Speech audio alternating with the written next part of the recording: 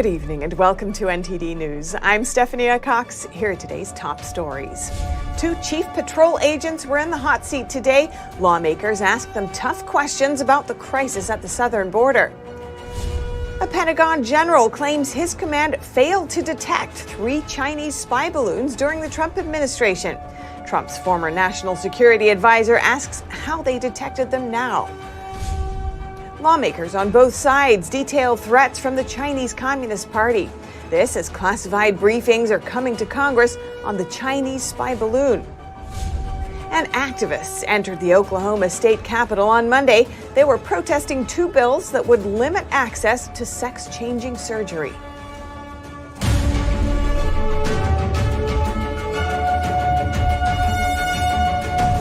President Biden will address Congress and the nation tonight, and we'll be covering it closely. The White House says the president will outline a 4-part unity agenda. We have NTD's congressional correspondent live on Capitol Hill. Melina, what can we expect from tonight's address? I brought Kate Deneen, who is a hero, and she has... Well, we won't be expecting Speaker McCarthy to rip up President Biden's speech.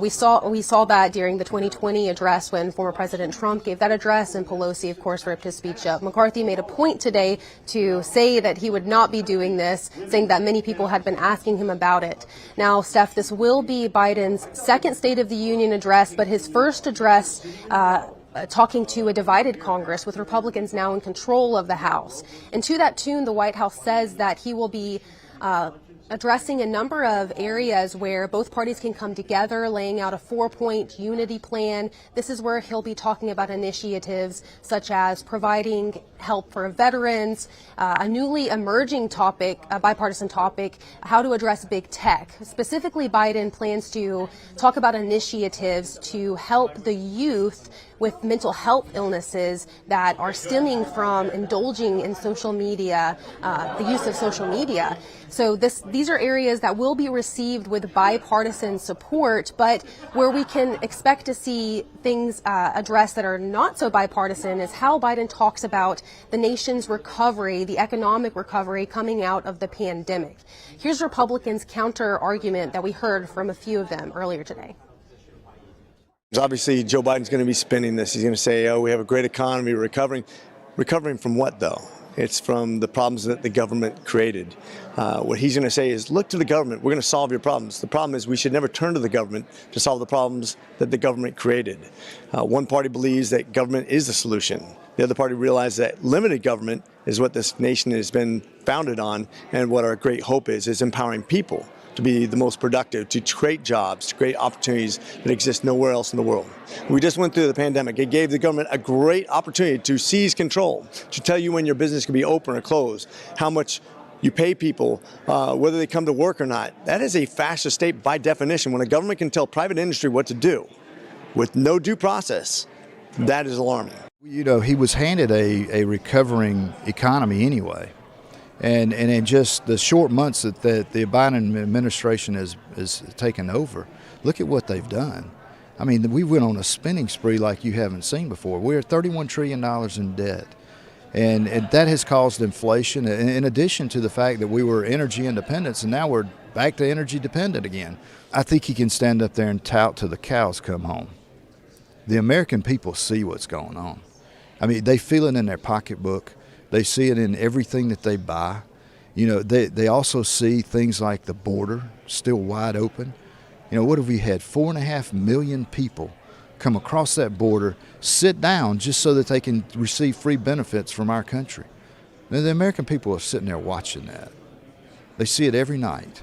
And I don't see how anything that President Biden says tonight is going to change what is actually the State of the Union. What he won't talk about, that he should talk about, is what's he going to do with the supply chain crisis?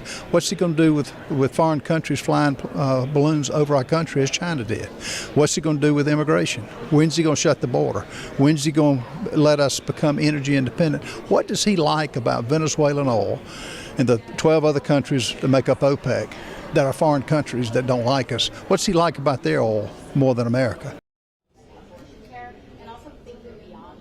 So this is just a hint of the Republican messaging that we can expect to see once the GOP gives their official response after Biden's address. That will be given by Sarah Sanders, former governor of Arkansas.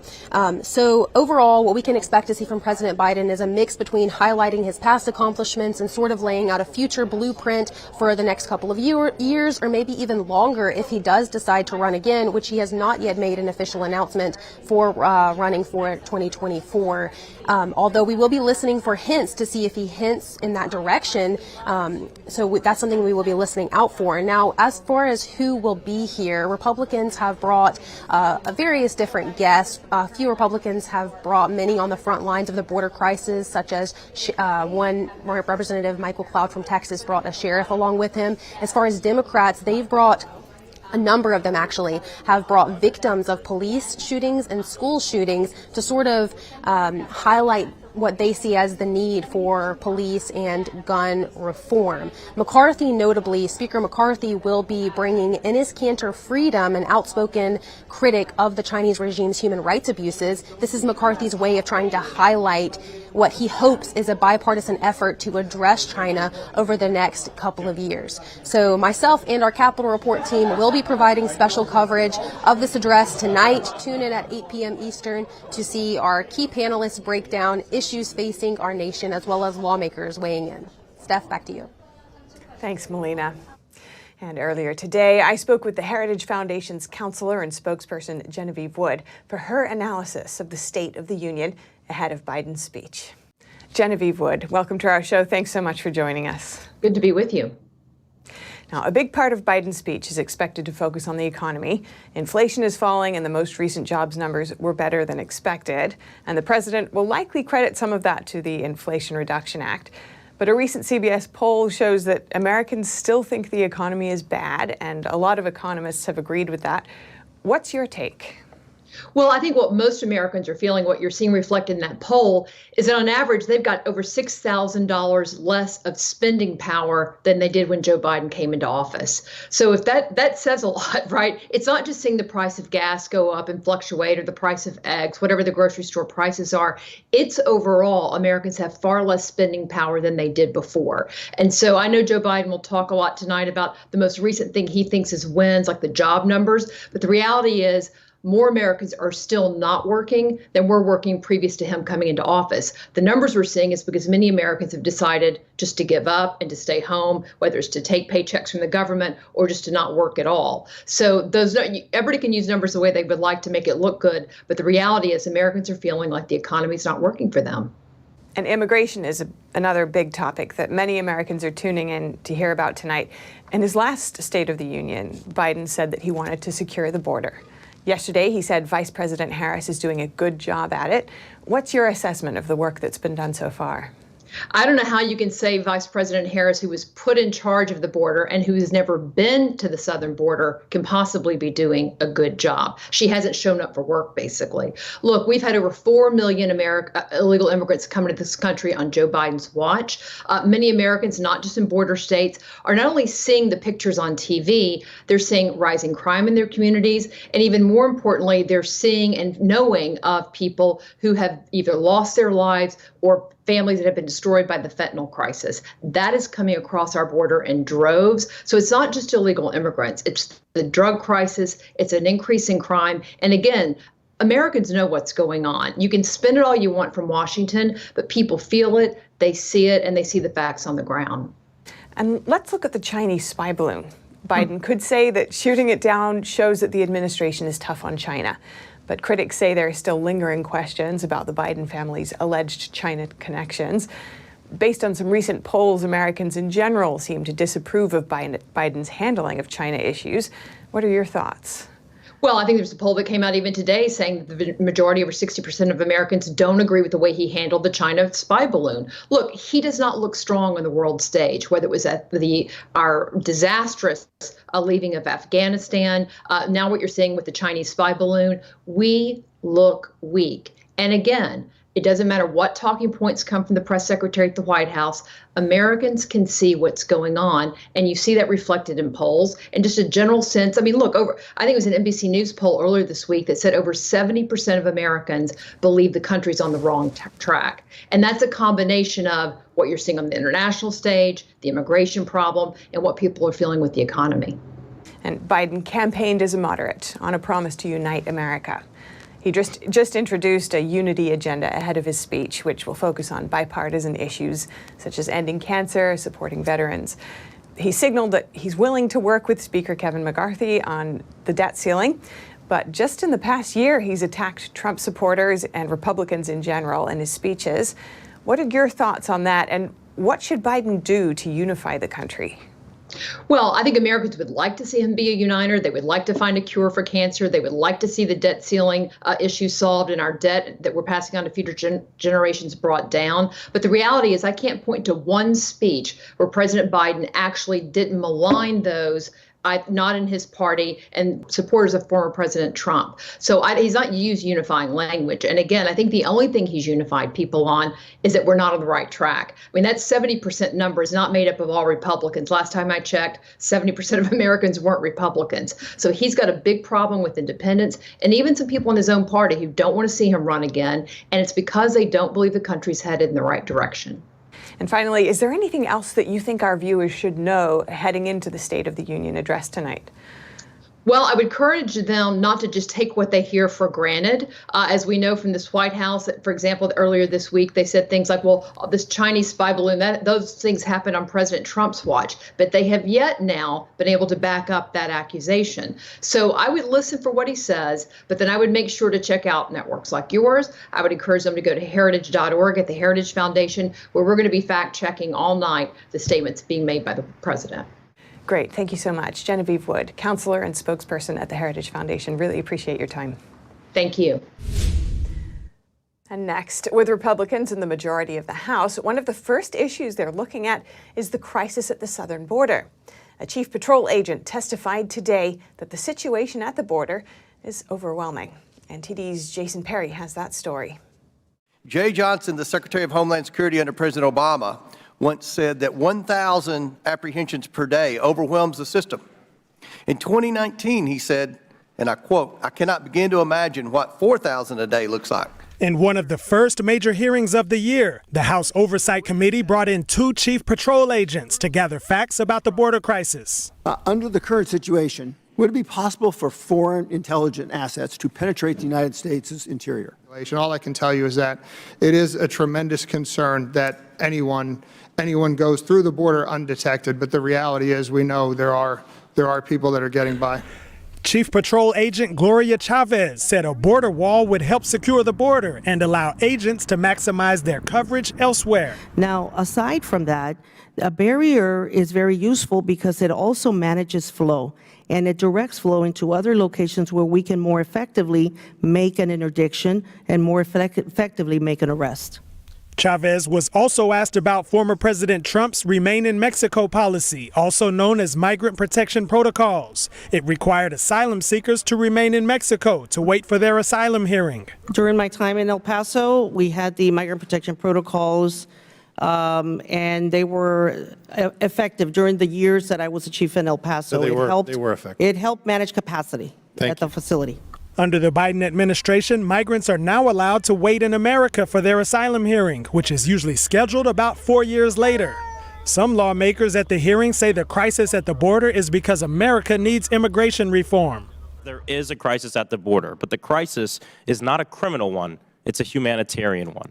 The political problem is that when it comes to working out common sense immigration policy solutions, Republicans driven by the extreme MAGA wing of their party have been systematically thwarting and derailing comprehensive efforts to improve our immigration system and strengthen border enforcement. Jason Perry, NTD News. On Monday, a Pentagon general said 3 other suspected Chinese spy balloons flew over the U.S. during the Trump administration. But they weren't detected because of a, quote, domain awareness gap. NTD's Arlene Richards reports. After a U.S. Air Force jet shot down a suspected Chinese spy balloon on Saturday, Republican lawmakers criticized President Biden for not shooting it down before it traveled across the U.S., saying it showed a sign of weakness. But on Monday, Pentagon General Glenn Van Herk, the commander responsible for providing air and missile defense, said 3 Chinese spy balloons came into U.S. airspace during the Trump White House, but they were undetected. He said during an off-camera briefing that his command didn't detect balloon threats under the Trump administration due to a, quote, domain awareness gap. He declined to go into further detail. A senior administration official told CNN on Sunday that the 3 balloons were detected after former President Trump left office. Trump responded on Truth Social. He said no balloons from China flew over the United States in any way, shape, or form while I was president. If they did, we would have shot them down immediately. Trump's former national security advisor said on Monday he was stunned by what the Biden administration is saying. One official told Fox News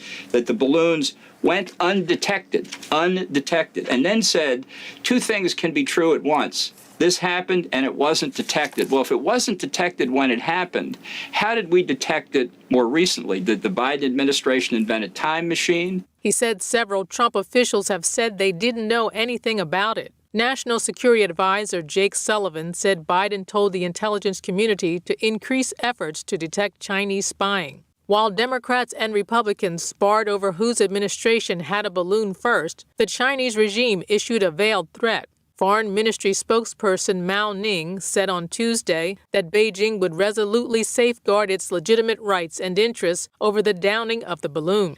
China claims it was a civilian balloon used for meteorological research. Mao reiterated that the unmanned airship posed no threat and entered U.S. airspace accidentally.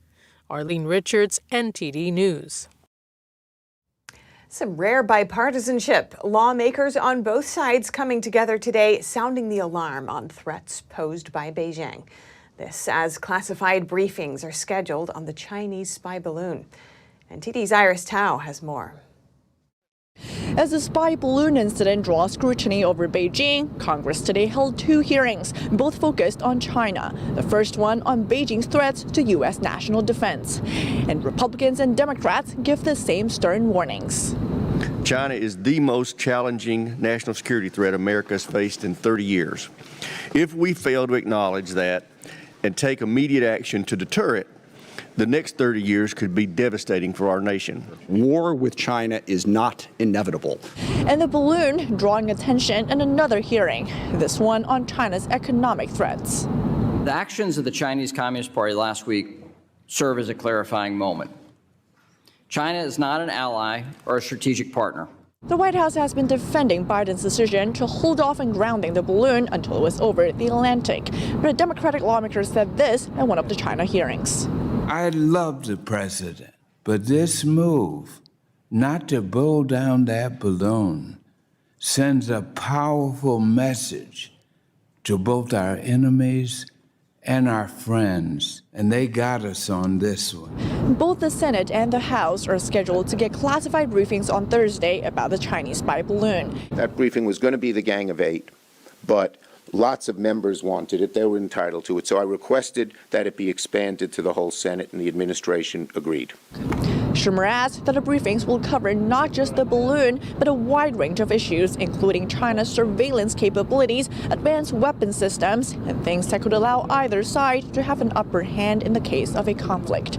Reporting from Washington, D.C., Iris Tao, NTD News. Conservative figures are reacting after transgender activists protested inside the Oklahoma State Capitol yesterday. They were protesting 2 bills that would limit access to sex-changing surgeries. Transgender activists entered the Oklahoma State Capitol on Monday. They were protesting 2 bills that would limit access to sex-changing surgeries. Nick Camper, a reporter for local news channel KFOR, posted videos of the protests. In this one, you can hear people chanting, "Trans Lives Matter." The bills they were protesting would ban both sex-changing surgeries. One bill would ban surgeries for people under the age of 26, while the other bill would ban it for minors. The demonstration happened while Oklahoma's governor delivered his State of the State address, in which he addresses transgender issues. That's why I'm calling for the legislature to send me a bill that bans all gender transition surgeries and hormone therapies on minors in the state of Oklahoma. Some are now comparing yesterday's events to January 6th in D.C. 2 years ago. Donald Trump Jr. tweeted, "I guess it's not an insurrection if Trans Lives Matter takes over and occupies the Oklahoma Capitol. Apparently the best part of equality is not having to abide by the same rules as others." Conservative commenter Ben Shapiro said, "Remember, folks, it's a dangerous insurrection when Trump supporters do it." Others point out that there was no damaged property or injuries. Local media KFOR reports that security staff were in communication with the protest leaders and that state troopers blocked the entrance to the House chamber. According to their report, officers let the demonstrators into the building. Each had to go through a metal detector, and they dispersed shortly after the speech. NTD reached out to the governor's office for comment, but didn't immediately hear back. Coming up, rescuers race against the clock to find remaining survivors in freezing conditions after 2 huge earthquakes hit Turkey and Syria. In the NBA, Lebron James is hot in pursuit of the league's all-time scoring record, and ticket prices are soaring. That and more coming up.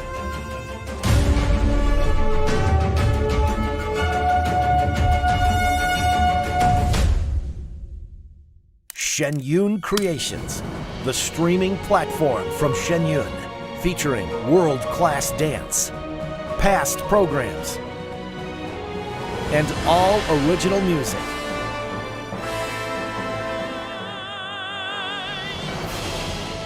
Masterclasses, behind the scenes, comedy, and more.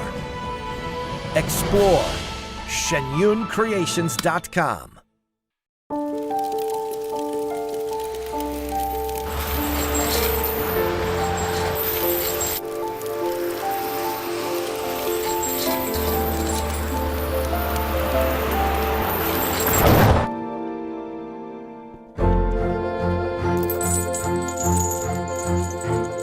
Did you know dragging chains can spark a wildfire? Only you can prevent wildfires.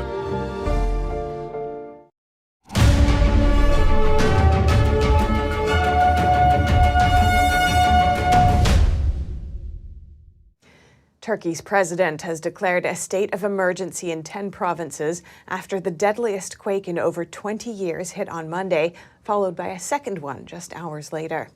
So far, the disaster is thought to have killed more than 7,000 people, leaving a trail of destruction across southern Turkey and neighboring Syria. The day after 2 earthquakes struck Turkey and neighboring Syria, the scale of the disaster is becoming more apparent. Turkish authorities say it's affected over 13 million people in an area spanning almost 300 miles. Thousands killed and tens of thousands injured or left homeless. Buildings toppled, hospitals and schools wrecked. Some areas now without fuel or electricity. Rescuers race to find survivors in the rubble. Temperatures below freezing, along with snowfall and aftershocks, impede their efforts. Many families now face having lost everything, forced to sleep outside in the middle of winter. It's now a race against time. This family have only a bonfire as protection against the snow. 2 of their youngest members are still buried under the rubble. They say no one came to help them and that they've been forbidden to intervene. If this was Bingo province, this building would have already been searched. There's not even a single person here. We're under the snow, without a home, without anything. Aid officials voice particular concern about Syria. It's already suffering a humanitarian crisis after nearly 12 years of civil war. Many there were living in buildings already damaged by military bombardments. The death toll looks set to rise considerably. It's feared thousands of children may have been killed. In this Syrian town, rescuers managed to pull a girl from the rubble alive as her father stood by. Turkish President Tayyip Erdogan imposed a state of emergency in the region for 3 months. The current situation requires us to take extraordinary measures. We declare our 10 provinces where the earthquake took place as disaster zones. The government plans to open up hotels in the tourism hub of Antalya to the west to house people temporarily. Countries around the world dispatched teams to assist in the rescue efforts. Donations have also started to pour in. The first quake, centered in Turkey's southeast, was felt as far away as Cairo. The region sits on top of major fault lines and is frequently shaken by earthquakes. Humanitarian societies say the affected areas in Turkey and Syria may need years to recover from the destruction. And our thoughts go out to those suffering from the quake, and we'll keep you updated on that story as it progresses. Now, over to sports news. Here's NTD's Dave Martin with today's top stories. Thank you, Steph. LeBron James and the Lakers play tonight with history possibly in the making. James is just 36 points away from passing the great Kareem Abdul-Jabbar and becoming the league's all-time leading scorer. Now, LeBron has only led the league in scoring one time in his previous 19 seasons. That was in 2008, when he averaged an even 30 points per game. Meanwhile, a rare chance to see history has driven ticket prices way up.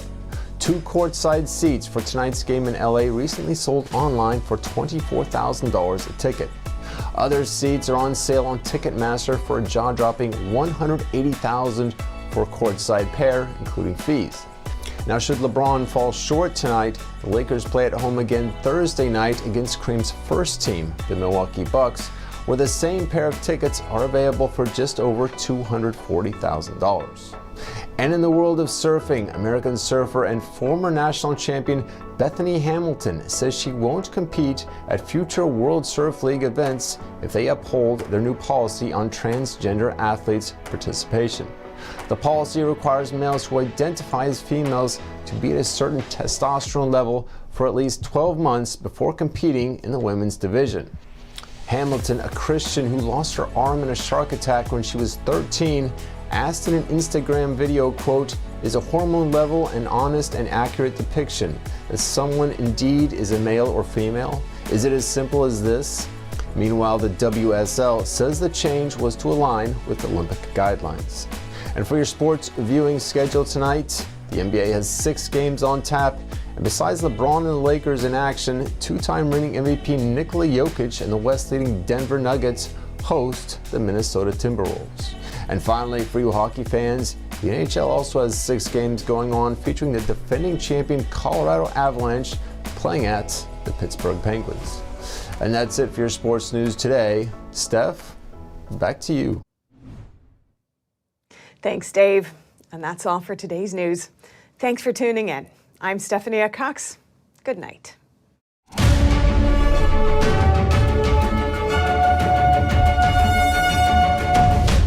Thanks for watching us on YouTube. Did you know YouTube only keeps selective videos on its platform? So if you want to make sure you get the full picture, just subscribe to our newsletter. Go to newsletter.ntd.com and sign up. It's free.